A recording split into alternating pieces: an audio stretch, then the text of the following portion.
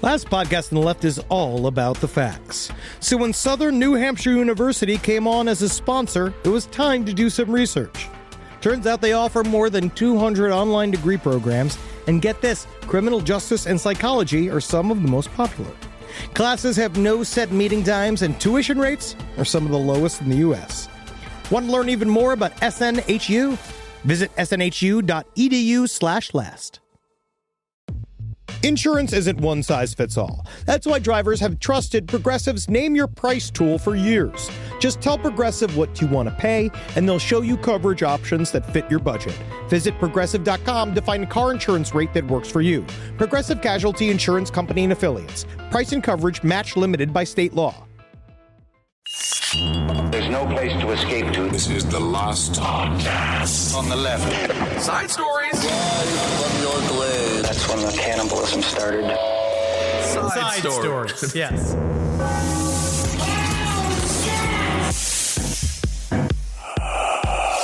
We survived Atlantic City. Barely, man. Barely we survived Atlantic City. We survived. Oh. Holy shit, dude. We were on our Gallagher 2 tour, which involved 3 shows and 2 casinos, and I think it's safe to say, this is my little joke. Remember my little joke, Henry? Yes. I'm a gambler with a comedy problem. That's very scary. It's very scary. Once you have mug-like catchphrases for your gambling addiction, that's when it gets scary, because you're normalizing it. You're shifting it to the center. But no, I'll say you, all right, you were, I'm going to say, gambling irresponsibly in Atlantic City. And as a direct witness of it, you were trying to show Marcus and I the ropes, which was a funny sighting in the first place, because it was just a huge father with his 2 ghoul-like children walking through the casino. Kissel's just been, let's go. Let's go. We gotta go. We gotta hit the tables. I'm gonna show you. Blackout 17. Blackout 17. It's that easy. And he's yelling. And meanwhile, Marcus and I are like, we want to go to the ice cream store. Daddy, you said we were gonna go to the roller coasters 3 hours ago, Daddy. Daddy, I want a hot dog. But Henry, we can't, before we start the show, full disclosure, in Bethlehem, Pennsylvania, that roulette, I had a iconic roulette run. I had 11 numbers on the board. I had stacks of chips in front of me. It's funny because of all our fans are just big dudes. So it's just a bunch of big guys being like, all right, let's see what you got, man. I mean, we're not Leonardo DiCaprio. We weren't surrounded by supermodels. I like my beefy boys. And they were very encouraging. You had quite a collection of hirsute young men staring at you like you were Bobby Bonilla in his prime. They were so entranced by your game playing, because I'll say this, right? So Atlantic City, yes, irresponsibly done. Yeah. We all got very, very drunk. Yeah. I know I lost $300 immediately. Right. But though I will say, Kissel, somewhere in a haze, you walked over to another casino. We left one location to go to a second location, which you're never supposed to do. I know. We went to another place. You were literally, and you were trying to explain it to me. You were like, hey, listen, I'll show you the whole map. The whole map is as easy as pie. Which is you got to game it. You got to be smarter than the ball. Your impression of me is a little bit more, it's more stroke victim than hammered, but I'll take it. You don't know what it gets to. When it's not about just us sitting at the bar. It's you become a different type of person in front of the casino. It's like your eyes turn into little dice and you become somebody else. But I did watch you go click, click, click, click, click, and just put money all over a roulette table, and you just like staring at it, fucking won $500. There it was. Okay. But then you lost it all. Yes, of course. You lost it all. But in Bethlehem, that run you were on was scary. It was because awesome. You're like, I'm calling the numbers. I looked for you for an hour. I couldn't find you. All of a sudden, you get over there, and the way you're talking, you're holding court with all these sandwich boys and trying to explain to them how, like, he's like, yeah, you just do this, you should do this. And they don't have the money that you're wasting. We just left getting paid. We went from a paid gig. You just went bleep, bleep, bleep, bleep, bleep with your big old feet over to a roulette table. These are people that are there on vacation. No, they didn't just get paid. They have already been spending money and watching you lead a bad example. No, I was fairly conservative. I did not waste too much money, everyone, because we respect your money when it comes to Patreon. But I will say this: what's the secret? Before this is not a gambling podcast, but what's the secret? I stick with black odds, and I'll occasionally do a 0 or a 00, but I have my structure, and the game comes to me. You don't want to chase. You want the game to come to you. That's how you do it. All right, everyone. This is Side Stories. I am Ben. That's Henry. Thank you. But in all seriousness, thank you all so much for coming out to the shows in AC, in Bethlehem. So much fun. And in Port Chester. And I will say, it was fun getting a chance to hang out with a bunch of the fans, too, on the casino floor. Oh, yeah. It was a funny set of circumstances to be there because I'm not a real gambler, so No. we don't take it seriously. And in AC, Kissel was getting a little mad because we don't take it seriously, which is still very funny. It still does work. No, that's the problem with being comedians. If I am getting aggravated, you're like, Ben's getting mad. This is really fun. And it's like, it's not fun. We're trying to focus. Driving it up. We're trying to focus. Driving it up. There was one guy that we were playing with in Bethlehem who had $100 chip, and he's like, putting it on black. My girlfriend says if I lose it, she's going to leave me. And then just hit red. And I was like, okay. You just have to. You're single. Now you have to Congrats. go. But anyway, Henry, you know what today is? What? It's not just any old day. Today is the 30th anniversary of Kyle and Lyle, the Menendez brothers, killing their parents. Wow, good for them. Isn't that crazy? Do you think they still have problems? I'm sorry, Lyle and Eric. Kyle and Lyle just sounded better. Lyle and Eric.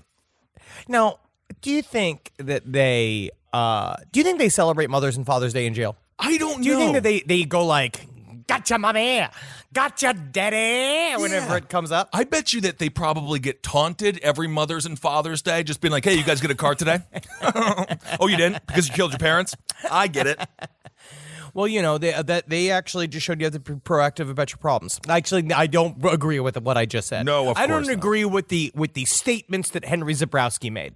Very good. See, you're doing so much better. That's why free speech jail has been pretty unoccupied lately. I am not recuperated, though. I'm just waiting in the darkness. Okay. The time will come. The time will come again for me. It will come again. Oh, You'll see. I'm aware. Oh, you'll see. But wait until my 70s. Wait until you're 7. Wait until 10 minutes from now. But if you do want to feel old, Henry, Lyle is now 51 years old. And, Whoa. And Eric is 48. They are. Whoa. It's just. But you know, it's one of those things where they'll always be teenagers to me. You know, Me too, man. They're frozen in time. It's like Madonna. Madonna will always be that we were talking about the sex book that Madonna put out. Oh, my Madonna God, will always yeah. be that era Madonna, just burnt into my scrotum. Absolutely. By the years of masturbating. I do love her music too. I'll still dance to it. Of course, Ray of Light. But I can't do the complicated voguing. I do watch some of that. That's very, very intense. Oh yeah, it's a real workout there. It's like yoga. So there it is, 30 years ago today. So if you don't know about that case, we actually covered the Menendez brothers case. So you can go back in our archives and give that a listen. A compelling, interesting story.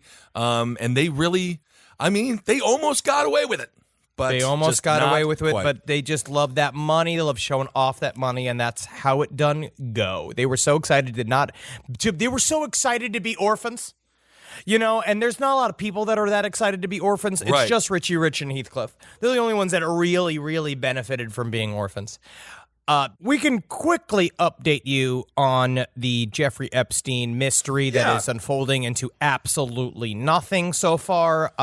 We will just quickly do this because we don't want to do another dedicated episode to the story until something concrete really comes out, which I don't know if it ever will. Who knows? But what we know now is, right, Epstein's bones in his neck on his autopsy were viewed to be broken, which technically means it is slightly more statistically likely that he was strangled than suffocated. Right. But then the actual official cause of death came out as suffocation. So who's playing a game here? We don't know. It's just a little bit more likely that he was strangled. But technically, if he also just botched the job of hanging himself, he could have done the same thing. He literally could have jumped off his bed and have hung suspended. We have no fucking clue. Yeah, perhaps we don't know because that footage hasn't come out. We have no clue. We have no proof. And as we predicted, so we have that information, and of course that water that is being muddied every single day. And I do want to comment when it comes to conspiracy theory; those are now being so mainstreamed. And of course, when we get into politics, we'll talk more about this case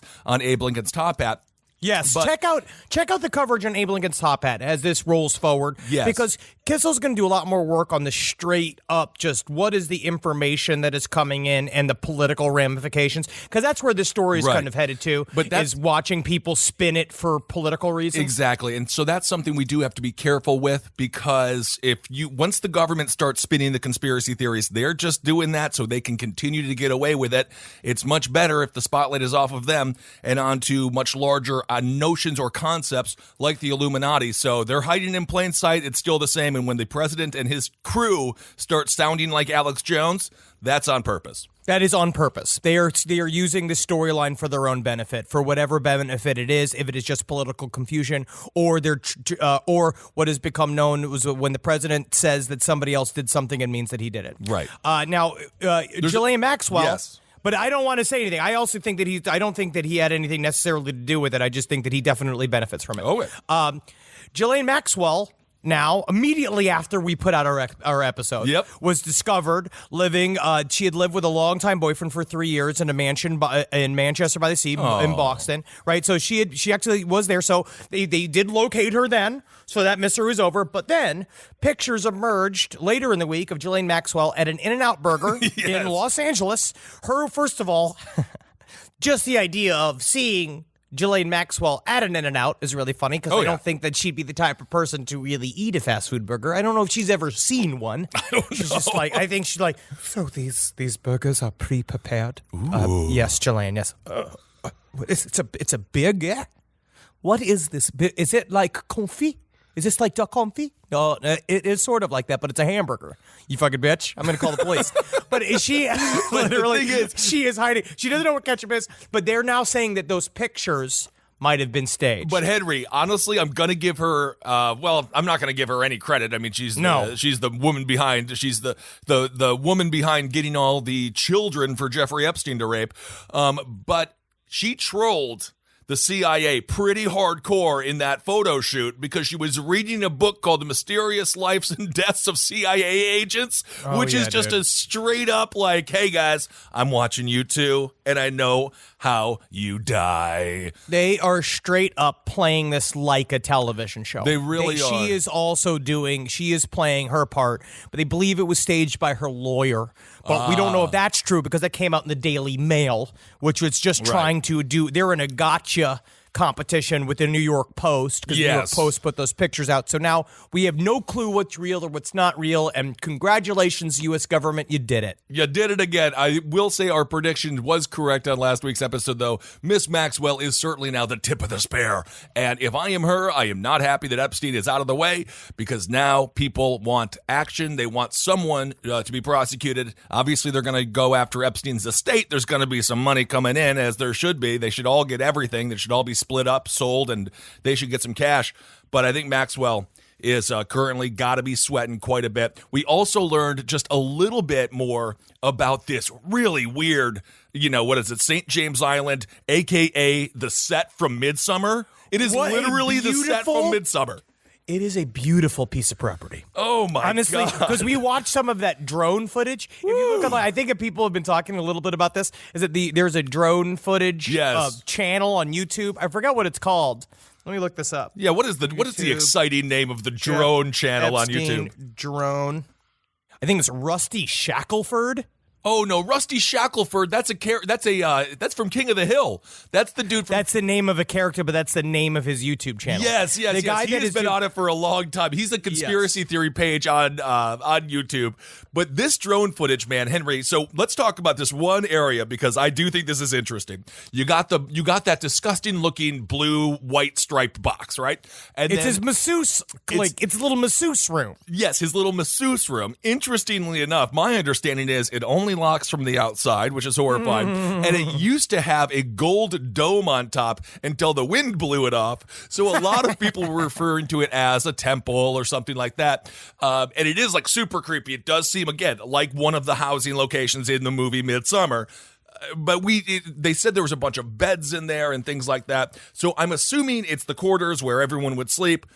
Perhaps it was where he kept some of his victims, some of the people that were working the events. We don't know. And then there's this empty field that just looks like it could only be used for mass murder. I have no idea. It's like It's some kind of mass murder, Bohemian Grove style party. Maybe like, honestly, so much fun in there. Toss a football around in there. Sure. Remember those Whistler, you remember those? The Nerf. The Nerf, whistle footballs. That'd be so much fun. You get down there, you got a couple of 15-year-olds looking for it whenever you lose it in the woods. That's going to be so much fun. Oh, you and your buddies hanging out there, you got a little boat there, beautiful lagoon. You could see how a man who loves his privacy, he would look at this. It's because it's about location. What an incredible vacation spot. I mean, now I hope finally somebody honest, like an Elon Musk or a Tyler Perry, can own this island and really, really flip it. Or somebody Rodney Dangerfield's in it, because that's what I'm really hoping for. Right. Turn it into a fucking cruise location. Fucking blast it out. Put your butt all over it. Put a bunch of water slides on it. Invite people from Pittsburgh and St. Paul and our people to go down there and to flop around all covered in zinc and 90 SPF and just throwing beer cans everywhere. Oh, honestly, yes. We have to reclaim that land in the name of fun and in the name of celebration and party. Yeah, just the idea of former Governor Bill Richardson and Alan Dershowitz tossing the football around. Nothing more athletic than those two clowns.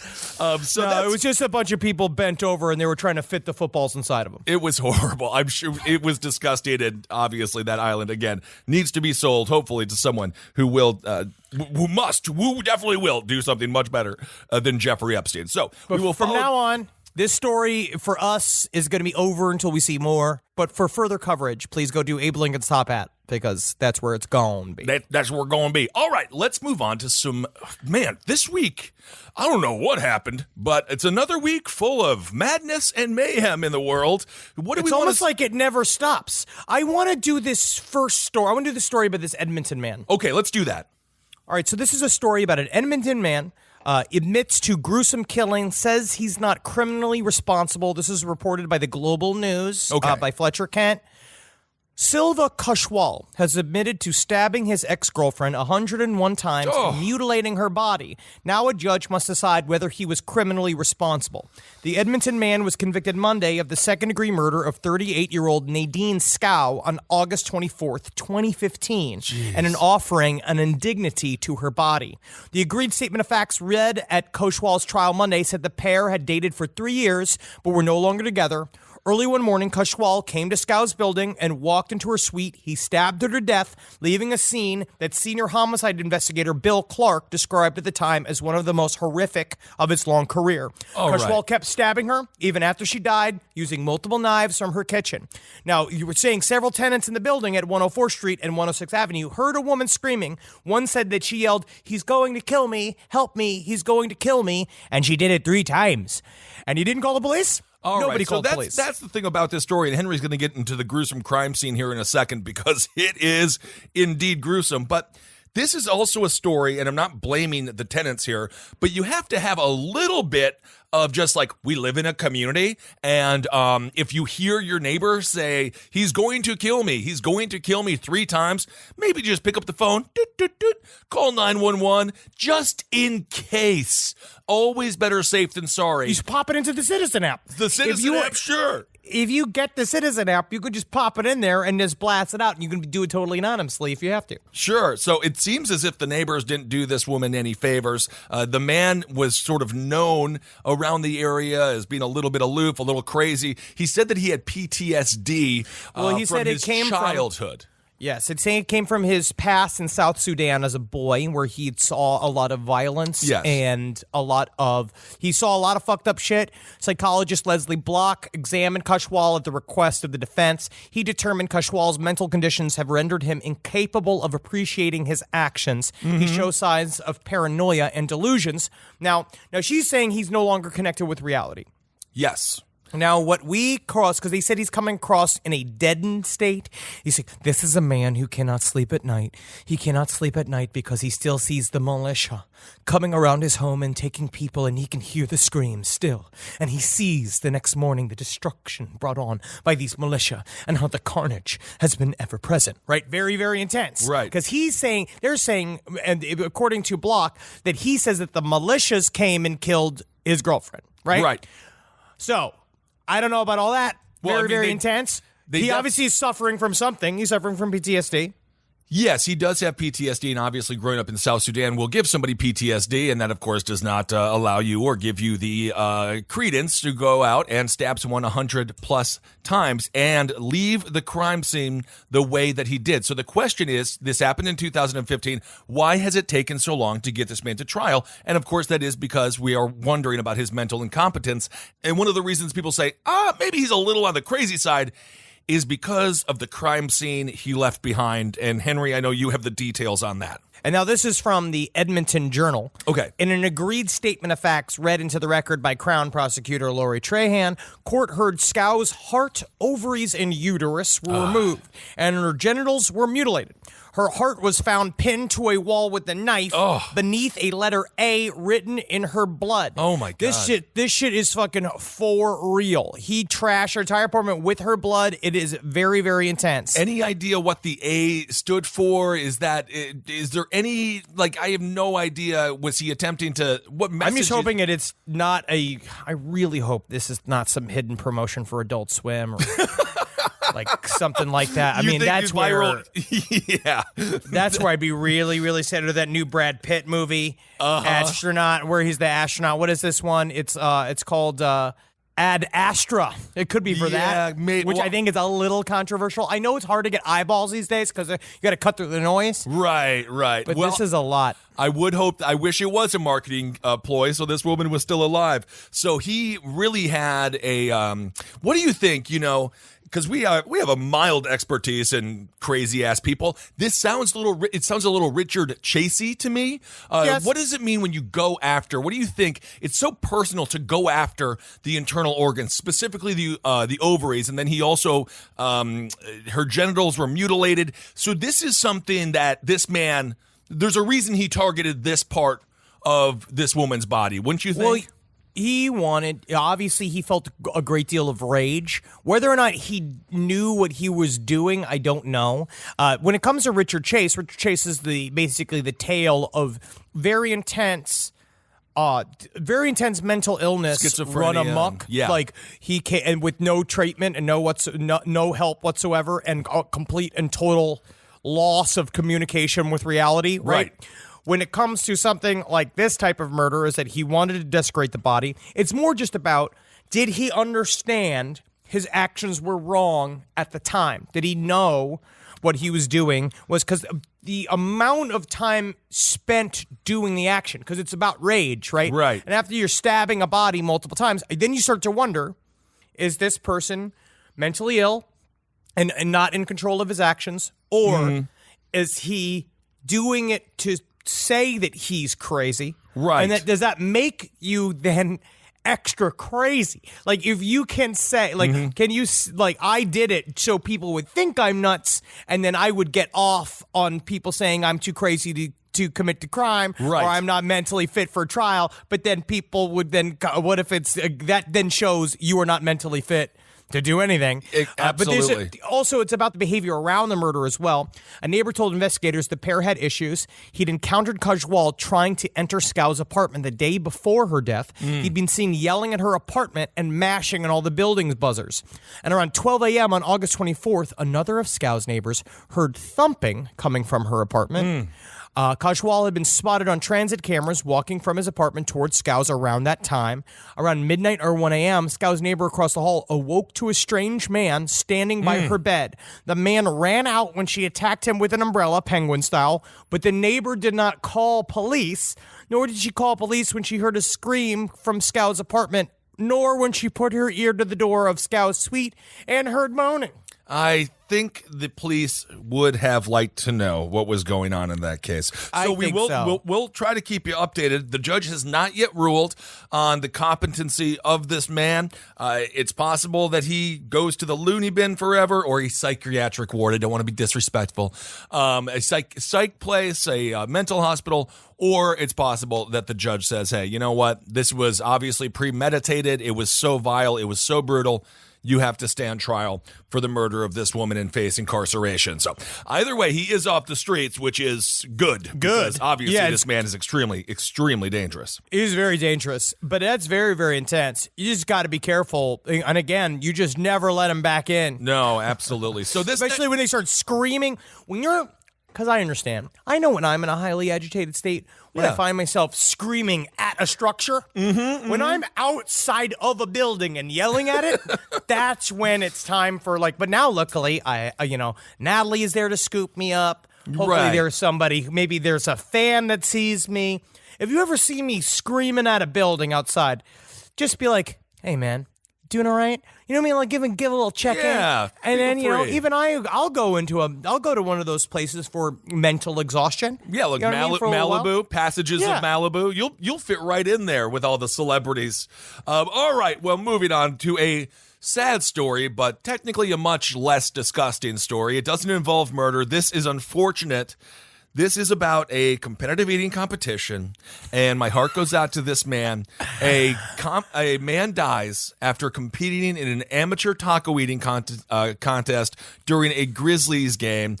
Dude, this is very sad. I want to say, but this is what we talked about. This is where how I I'm was gonna scared. die. We were supposed to do our own self-styled taco eating contest, and I almost died.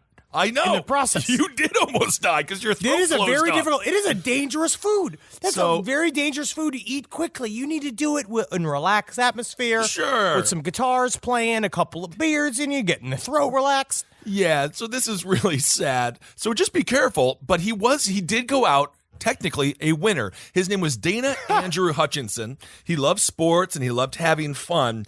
He said that he had not eaten all day. He was ready to do it, ready to go in there and win. He was actually speaking with people, and he told one man, his name was Eric Schmidt. This is according to Eric Schmidt. He said he was going to enter a taco eating contest and has not been eating all day to make himself the winner. Mr. Schmidt goes on to say, when watching the event, it was on a Jumbotron, he says he was winning. I mean, he was hungry. You could tell. My son and I were standing there like, oh, there's the guy, and he was winning because he was starving. But then, unfortunately, he took one more bite. He began to choke, and they cut the Titantron. They cut the Jumbotron footage. He collapsed. EMTs went up to try to help him, but unfortunately, he died at the hospital about 30 minutes later, and he leaves behind 2 teenage children. So just be That's so sad. It is so sad. That's so sad. Be careful in your eating competitions because, if you're not pro, you want to win. But also pros are pros for a reason. Yeah. Nadia White talks about just what it does to her body, the amount of difficulty it has, because also she throws it all right up too. It all comes out of the back of that's difficult on your throat. Really? I mean, it's difficult on your gullet. I will say this one statement's pretty funny where he said from Schmidt, he was winning. I mean, he was hungry. You could tell. My son and I were standing there like, oh, there's the guy. And he was winning because he was starving. I know, but apparently... Which is just you know what? That's a lesson for life. If you want to win, you got to be hungry for that win. You do, but you also got to be careful. Apparently, the rest of the weekend's taco truck throwdown events did go on, but they did indeed cancel some of the competitive eating events. So there you go. I don't know I'm not sure if these were hard or soft tacos. I'm going to assume they were hard tacos, and I would just say go with the soft taco route. I think you're much less likely to choke. But you got to be careful. Anyway, that's just a little story there. That's a story of warning, a story of woe, but also a story of winning. He did go out on top, so you're a good man, and it's unfortunate what happened to you. It just hit me. This story just hit me close to home because I'm currently 4-0 in competitive eating competitions. White Castle burgers, spicy chicken wings, obviously the tacos, and some others along the way. So, this is just... It's how you're going to go. This is very possible. But you know what, But that's what you pick it really... You have to really pick it very carefully which food you want to go with and what level. Because I think if you're going to die during an eating competition, guess all. The only proper way to do it, July 4th, Coney Island, hot dog eating competition. So you go down as a true American. Yes. That's the only way to properly schedule your death. I love it. Or if we could get on Sean Evans' Hot Ones, I was tweeting about this. I don't know if we're famous enough to get on it anymore. I think that we used to be, but now we used to be at the level where it was appropriate. But I don't know if we can get on. But I'm fucking ready. Yeah, bro. So if you know Sean, hit him up for us because I'll do that. I'll do that in a gosh darn minute. I would love to check that out and see if I can't beat Stone Cold Steve Austin, who was a total beast on that. Okay, everyone, that's just a little competitive eating story. Steve Austin episode was really good. Oh, yeah, dude. Stone Cold is the best. Live from your grave. All right, cool. So this story is about a South Indiana man. Evidently, okay, his name is Joseph Oberhansley. He's 38. He was charged with murder, burglary, abuse of a corpse, and rape in 2014 after 46-year-old Tammy Jo Blanton was found dead. What makes this case even more brutal is that evidently he ate parts of her brain and parts of her body. So this man truly is a cannibal. So, of course, the question is, kind of sticking with our story previously, is this man competent enough to stand trial? I mean, again, was he hungry? Was it one of those where it's just like maybe he was just so wrapped up in how hungry he was after murdering? This is like a Snickers commercial? Is that you're not you when you're hungry? Is that what you're saying? This is like a hangry ad? Yeah, this is where you have what's his butts Ditka? Yeah, Mike Ditka in this? Yes. So his lawyers say he's got debilitating and very serious mental health issues. He's got, his behavior is extremely strange.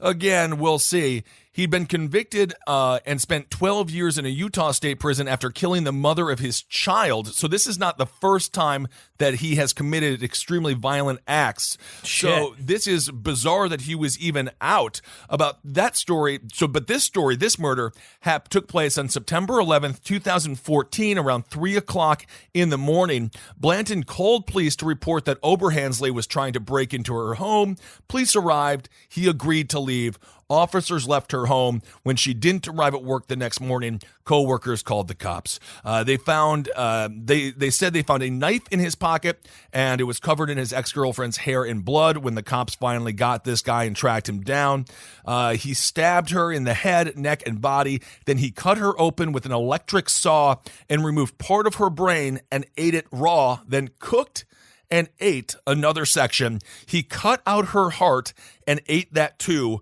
along with a part of a lung. So, that is another one of those hyper-personal, weird, seems like maybe a schizophrenic break or something. It's either a break. You know what always gets me is when the planning gets that intense. Where it's right. Like, I don't know whether that's ever like that's always a question. Please, if you are either you work for a psychological forensics, you work like with people that have done this type of gruesome murder, please email us at sidestorieslpotl@gmail.com to help with this conversation. Because I really want to know if an intricate destruction of a body, something like this that takes time and takes effort, where you have to go and get tools and you have to think about how you're doing it. Does that make you more mentally ill or less mentally ill legally? Right. Like, does that make you more cognizant of what it is that you're doing, right? Where you sit and you think about it, or is something that protracted does that mean that you sat and you've been like thinking about it for a while? Yeah. Or is it also like, I don't really know, or is it half, if it's fucking half of one, half another, one of those fucking like gray areas where we really don't understand the human mind? It does seem premeditated, of course, showing up there a little early, bit. and then again with this very I guess he wanted her to be a part of him, or, I mean, we can't do a deep dive into the psychology of this person. We're not psychologists, but my God, there was something very personal there. That's what they talk about with cannibals, though, right? The cannibals really, it's all about incorporating the victim into you permanently. Right. Jeffrey Dahmer openly said that that's why he did it, but that he was also the loneliest of the lonely serial killers, right? Like, he is definitely the heartbreaker serial killer. So I don't really know. It sounds sort of like a mixture then of a process or product, right? The process killer, someone who loves the process of killing. Product killer, who just someone who wants the corpse. So someone who is maybe a necrophiliac. It's not necessary. It's not. They don't necessarily want to murder, but they want the product. And so in this case, it seems as if it's a little bit of both. because it seems as if obviously he had the intention of cannibalism, but then he seemed to relish in the moments of this woman's demise. Absolutely, because it's all the afterwards, right? It's all Right. of that, like playing with the body. It's having then control over a product, right? Where it is now, it is my plaything, it is my toy. This is very, very scary. Yeah. And you got to be careful who you date out there. Be careful and listen if you're friends with someone or like coworkers. Listen when they're like, this person's really dangerous, whether it be a boyfriend or a girlfriend. There's a lot of kooky people out there, so just be careful. I really want to put him in the category of kooky people. Yeah. Because he really is just, he's a really kooky, quirky guy. Yeah, what was the name of Woody Allen's love in all of his movies? The woman that always was in every one of his movies, his love interest. Oh, Diane Keaton? Yes, a real Diane Keaton. Like kooky, Diane Keaton. Wearing a suit. And it's like, ooh, that's kooky. That's fun. I actually want to cover this story really quick, not the Blob story. It's this story. Let me cover this story. It's from the Daily Mail, so it's a rag, but it's fun. Okay. Police find mummified human remains in a closet and a shrine to an unknown deity at the home of a New Jersey man who is accused of sexually assaulting a 13-year-old girl. Jeez. New Jersey police discovered mummified human remains and an altar to an unknown deity in the home of a man who has been accused of sexually assaulting a 13-year-old girl. Robert Frank Williams, 53 of Newark, was arrested on Friday following reports that he had abused the child over several months. The Essex County Prosecutor's Office said the abuse began in 2018. But now they have not confirmed the identity of the remains, and it's unclear if the remains are from an adult or a child. It was a mummified human in a bin in his closet, literally in a storage bin. It showed pictures from his Facebook page. I love the fact that we're in an age, too, where, like, can you imagine just, like, having followed Jeffrey Dahmer when he was before the crimes are out, like, what it would see, his daily life, what it was like on fucking social media. And in this Daily Mail article, and you can find it, the headline is, police find mummified human remains in a closet and a shrine, and then you guys can go from there. I'm sure that'll come up. But you can see the pictures of this shrine, and it really is extremely interesting. It's very intricate. This guy also would put captions on all the pictures. So this is a caption that he had on one of the photos that showed a bunch of dirt stuffed inside two sandwich bags. Here, I'll read it. Yeah, read this. This is his quote on social media. I collect dirts from men's and women's tombs, Catholic and Jewish cemeteries, as well as all required dirts to build pots. If you need specific dirts, then I can collect any amount needed. And it's all very strangely spaced out, strangely spelled. It's a pretty much a general. It's a general fucking, I'd say an altar. I mean, it seems pretty cool. He has several pictures of him with a crown on. There's another picture of him in full top hat with what it can only be described as voodoo-like accessories. A lot of skulls, a lot of beads, a red cape. There's obviously some specific thing that he is working towards. Yes. Another photo just shows a bunch of tombstones in the shapes of crosses, and he says, "These are some tombstones I acquired and also for sale."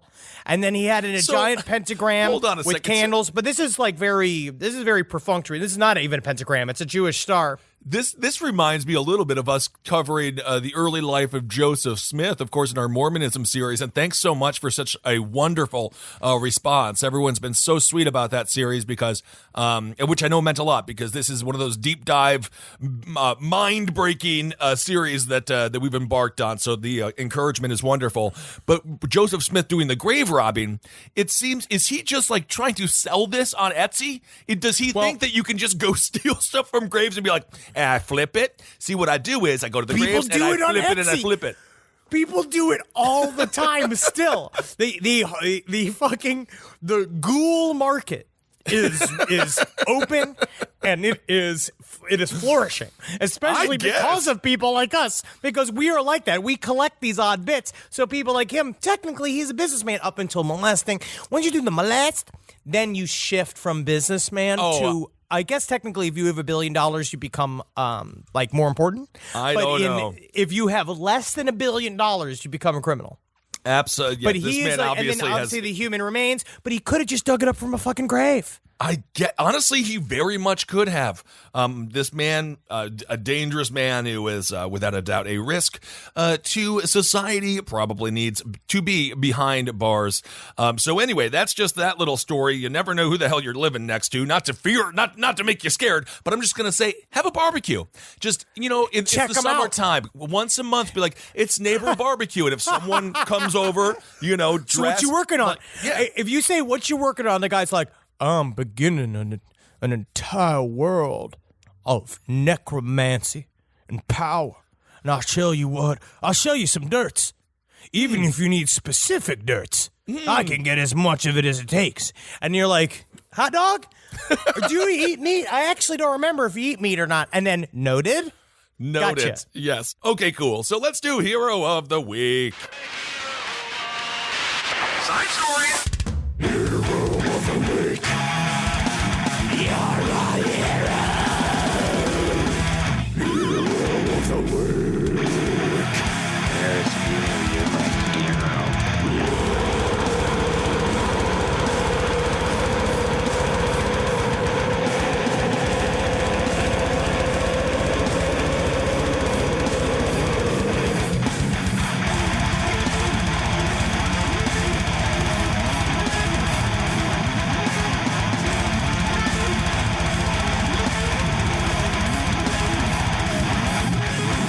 And the hero of this week, it's so fun. It's so fun when it's an animal week. Quite frankly, I'm not going to say that my feelings were hurt, but I was tagged quite a bit in a photo that went viral from the Iowa State Fair involving a large hog, and the hog's name is Brutus. He weighs about 1,200 pounds, and he was shown chugging a Bud Light Lime at the Iowa State Fair. You were tagged in this fucking picture so many times in a way that I can Hundreds of only... times. The only way I can describe it is a victory for the Zabrowski camp. Another victory. The lies that you have spread and sowed into society is just unreal. This is how misinformation. This is just a joke, but this is in reality how misinformation spreads. I don't drink Bud Light Lime, but now yes, he did back in the day. He did. You did, and you bragged about it. I did and not. I know one day we will find that audio, No, and it will be presented. I do not think so. But anyway, for a fact, I watched you do it. I know you are a liar. He is 1,200 pounds. He slammed that Bud Light Lime down, and he was super cute while doing it. So good job, Brutus. I'm not sure if he won or if he didn't win. I'm not even really sure how a pig wins or loses a pig competition. I'm not sure who goes to them, but we were in Iowa at the same time, and now I really regret not having one more day in Des Moines where we could have just gone and been like, yeah, Brutus, woo, go, boy, go. It would be fun to buy him. It would be fun to buy him, and then all of a sudden you just have him around, and then, honestly, we would just eat him. Yeah, maybe at some point when he got too old. Although I do love piggies. I've said it before. I'm not like cows. Okay, chickens. Okay, but pigs, they're friends with dogs. And if I got a pig, I would give up pork if I could. And you know what? I do try, but then I found out it's in everything. I just like pork. Yeah. So I don't eat it all the time. But you know what's always kind of disappointing? Honestly, a pork chop at a restaurant. It's always a little bit disappointing. And you know what? what? A little underwhelming. You know what else? You know what else I don't like is pork jerky. It's not good for the jerky. Don't like pork jerky. But you know what I do like? Oh, cured pork. I'll take any second of the week. I also like the way I make pork chops because I'll sometimes do it my own mom's way. Is that right? Where you get the country style ribs, right? And this is like it is sort of gross, but it works. You take a mixture of sweet and sour sauce with a mixture of either you get some form of the Thai chili sauce, that red chili sauce, right, or sriracha or something that you like. You mix it in with sauerkraut. Whoa! And you mix it all together in with country style ribs, and you bake that for an hour. It's fucking hour and a half. 420. Wow! Right? 425. Woo! Sweet and salty. Well, there you go. You've learned a lot of things on this episode that's going to shorten your life. You learned how to play roulette, and you learned how to make stick to your rib barbecue, which is inevitably going to kill you. There are certain recipes that my mom just had, and I don't know where it came from, but she did it with the duck sauce. Oh. Oh, interesting. sauce. Actually, I've never heard that. All right, everyone. It's got that tang. Yeah. I suppose that's. I have some. You want to? I have some listener. Great. Let's do it. So number one. So this comes from Jay. Okay. I've been working backwards through the episodes, and at one point, Henry had talked about the documentary A Dangerous Son. I worked in a residential treatment facility for a few years, working with adolescents with behavioral issues. For the most part, these kids had an imbalance that caused them to have little to no control over their impulses and emotions, or lived through a trauma that changed the way they interact with others. But every now and then, you'd come across one that was purely a psychopath. I've seen some wild shit in my 7 years at the facility, but one that sticks with me the most was an incident with a kid that I will call Jared. Jared was violent and impulsive. He had no remorse and would attack people with no provocation. He would at times break into fits of laughter that was followed by ramblings of his desire to kill people, set fire to animals, or destroy the world around him. One day, Jared went off on one of his aggressive outbursts and began stabbing himself in the neck and chest with a broken piece of plastic. I spent the remainder of the evening within arm's reach of him, several times having to fend off an attack or place him into a seclusion room to prevent him from attacking other residents. At one point near the end of my shift, a sudden calm came over him, and he began to describe to me an idea that he had. He wanted to kill a dog, cut off its legs and head. Then he wanted to kill a person and remove their arms, legs, and head, then sew the dog's appendages onto the human's body. That's creative. Kinda, yeah. He's kind of creative. Okay. After telling me about this, Jared had no more outbursts for the evening, and my shift ended with no further incident. The next afternoon when I arrived for my shift, Jared was no longer at the facility. I was informed that during the morning while outside for recreation, he climbed over the fence and eloped from the facility. I was later informed from the police when he was returned to us that he had made his way to a nearby highway and was hitchhiking. He was picked up by an older woman. Per her report, once Jared got into her car, he did not speak a word to her. He only sat in the passenger seat, turned towards her, and stared at her while laughing to himself without looking away for several miles. Oh, my God. He would not answer any questions that she asked. She eventually pulled into a gas station and said she was going to get them some candy and called the police. Oh, my God. That is horrifying. Thank God that woman is still alive. Oh, I mean, that's scary, huh? It seems like a human centipede type thing. It seems like, he's creative, I guess. If you were Tom Savini and you were putting together a horror film, and if we lived in an alternate universe where you could create a man dog like that. I'm stealing this idea. Yeah, I mean, that's fine. We can make a horror movie out of it, but okay, well, I'm happy that he is where he is.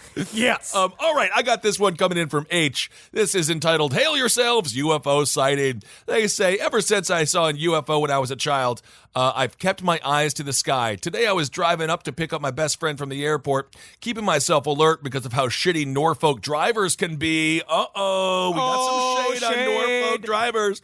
All of a sudden, I see something that can only be explained as a flying grain of rice moving in a way that a plane or a jet would not move. It was moving at a steady pace at a semi-quick speed and didn't get any bigger as I drove closer.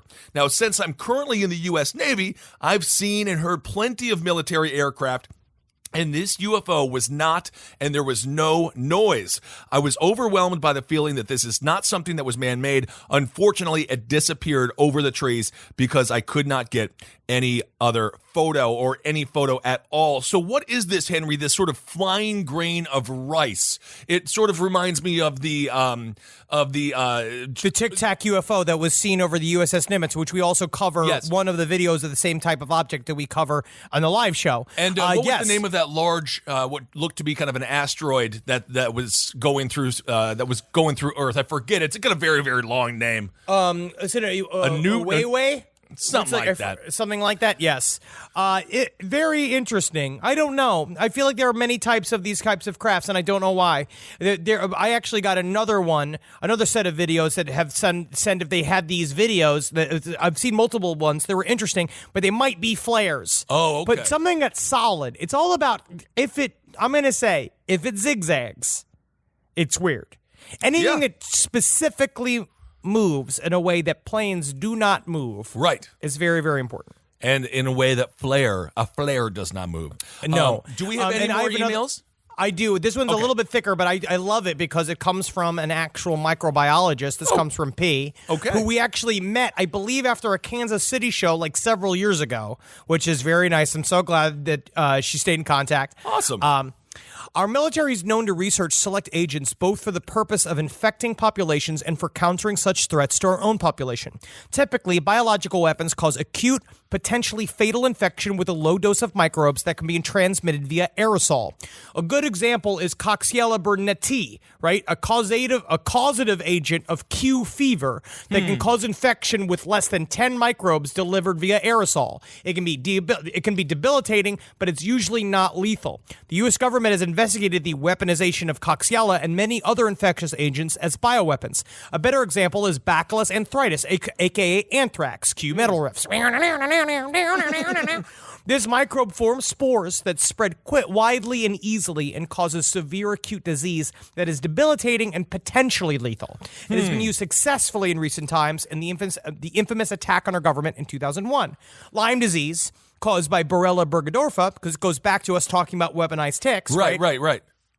Does not fit the profile of a typical biological weapon as it causes chronic symptoms that develop very slowly. The early symptoms mostly consist of periodic joint pain, and it can progress to more severe symptoms after many years. Thus, in coldly logical terms, it is difficult to identify how B. burgdorferi would be a useful biological weapon. I'm absolutely slaughtering these Latin names. I have no clue. They're extremely difficult. No clue. It does hardly anything in the short term, and it's not rapidly or easily transmitted. So I was at first skeptical when I heard about these weaponized ticks. However, our government has experimented with many things in the name of defense. Not all of them are good ideas. After a bit of light researching, I found that the newbies' claims that have been made by others, namely Michael Carroll's account of weaponized ticks in Lab 257, The Disturbing Story of the Government's Secret Germ Laboratory. It's totally feasible, and it seems quite likely that Borrelia was just one of the microbes being evaluated as a biological weapon, and during my training as a microbiologist, we heard lots of stories of stunning missteps and lax practices, and I got to experience one firsthand. Even with all the precautions and safety training, there are still horrific accidents. The lab I joined at University of Chicago had quite a history. One man died of plague, and one student contracted a flesh-eating infection on her face. Jeez. I'd be happy to give more details on the story here if you guys are interested. We are. Absolutely interesting. Yes. But these stories came back to the 70s, and apparently she said, remember that in the 70s, people were still mouth pipetting urine back then, using piss, using their mouth to fucking transfer piss to different tubes. So a lot of mistakes were made. I don't know. Okay. And I have one last quick one. One last quick one. And this is called How Ben Kissel Ruined My Sex Life. Oh, come on. This comes from R. I've been meaning to email you for a while. A couple months ago, my boyfriend and I were in bed watching TV like we usually do when I get off work, flipping between the Travel Channel and Adult Swim when things started getting pretty steamy. After a while, we heard the hard way why TV in the background is an awful, terrible idea. I'm on top. My boyfriend's about to finish. He looks me dead in my eye and says, "Not now, Ben." I'm utterly confused, so I turn around and it's Kissel on TV talking about aliens in Area 51 very excitedly.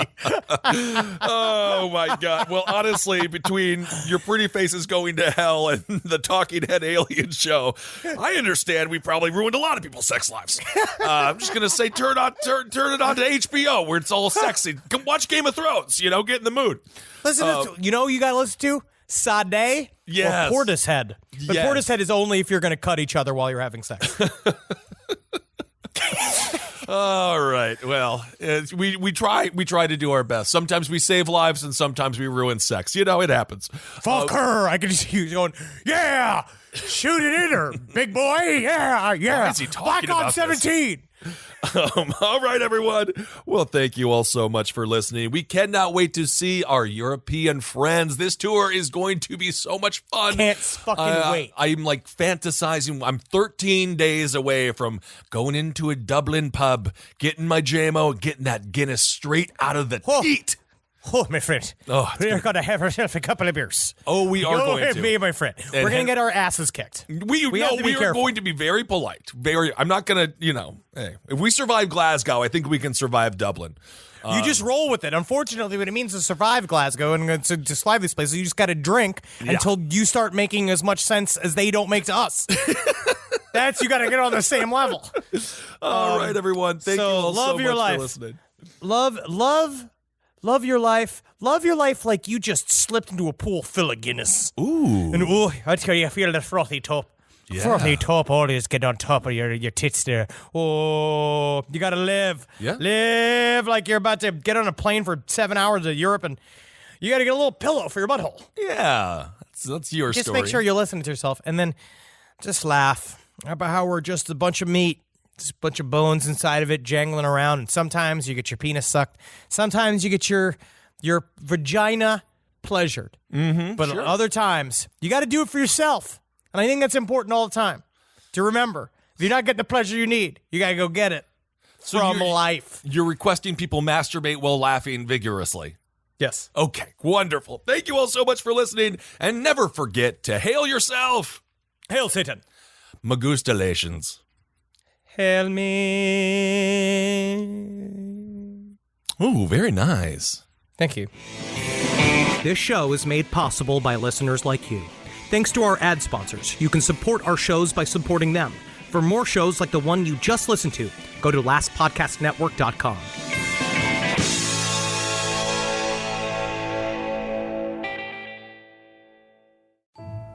Hey weirdos, I'm Elena. And I'm Ash, and we are the hosts of Morbid Podcast. Each week we dive into the dark and fascinating world of true crime, spooky history, and the unexplained. From infamous killers and unsolved mysteries to haunted places and strange legends, we cover it all with research, empathy, humor, and a few creative expletives. It's smart, it's spooky, and it's just the right amount of weird.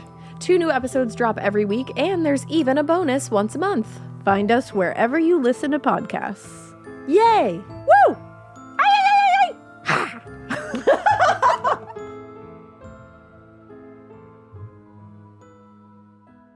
This podcast is brought to you by Squarespace. Whether you're just starting out or scaling your business, Squarespace is the all-in-one website platform designed to help your business stand out and succeed online. Squarespace gives you everything you need to offer services and get paid, all in one place. From consultations to events and experiences, showcase your offerings with a customizable website designed to attract clients and grow your business. The best part about it is it can help you design a funnel in which you can very quickly record commercials so that you can get it done while you are desperately trying to get on break. That's the best part about Squarespace.